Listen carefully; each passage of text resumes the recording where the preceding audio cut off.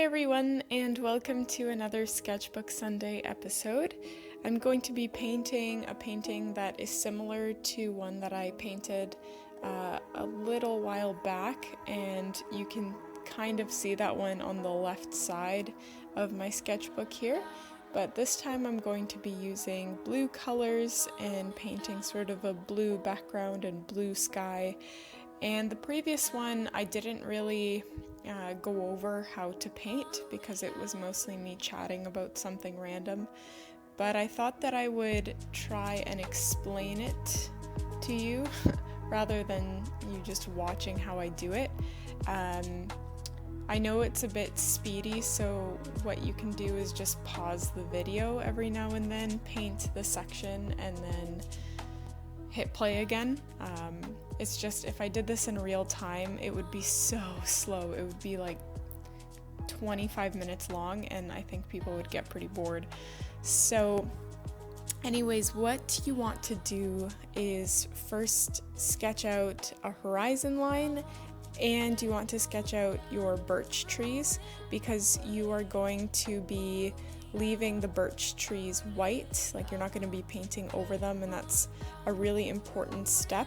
That's why it's important to first pencil in your birch trees, and then you're going to take blue watercolor and fill in those gaps between the birch trees. You can see here that I'm doing my second layer, and once I apply the blue to every single section, I dab on a little bit of black in the bottom portion of the shape, and because the layer underneath is still wet, the black sort of bleeds into and fades into the rest of the shape, or at least a portion of it. And this is supposed to represent some trees in the background, and it's supposed to look like they're really far away, and that's why they're kind of washed out. So you can just let the black do its thing. You don't have to be hyper specific here, or hyper detailed, I mean. But you can do as many layers as you would like until you're happy with the opacity. I probably would have done a third layer, but I was running out of time in my day, so I was just like, okay, 2 layers will do.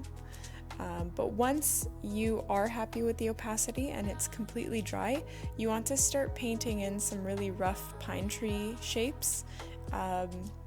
If you don't really know how to paint pine trees, I encourage you to check out a video that I uploaded a while ago called 4 Techniques to Paint Pine Trees. I think that's what it's called. I'll link it in the description and the top corner of this video if I remember. But that video has really exploded. It's one of my most popular uploads, and I guess you all really like painting pine trees like I do, so check that one out if you aren't really sure what I'm doing with the pine trees here.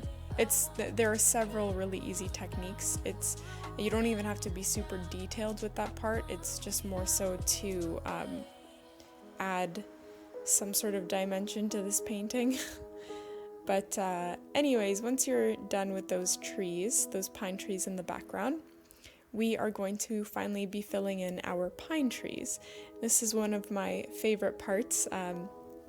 You don't want to, or what I should say is you want to leave quite a bit of white. So the original color of the paper that you're working with, don't fill the whole thing in, because birch trees are white, so we want to give the illusion that there is some white, or that we've painted on white. But you can add a 3-dimension element to your birch trees by painting on these black lines, these kind of half-moon crescent shapes, kind of all around, and then taking a little bit of black that has been heavily watered down and just painting these blotches of grayish watercolor along the trunks of the birch trees. And actually, I lied. This is my favorite part, is painting on the little branches that are coming from the pine trees. You want to take a really thin brush for this part because that's what really makes these trees come alive and look realistic. And I'm using a size quadruple 0 brush here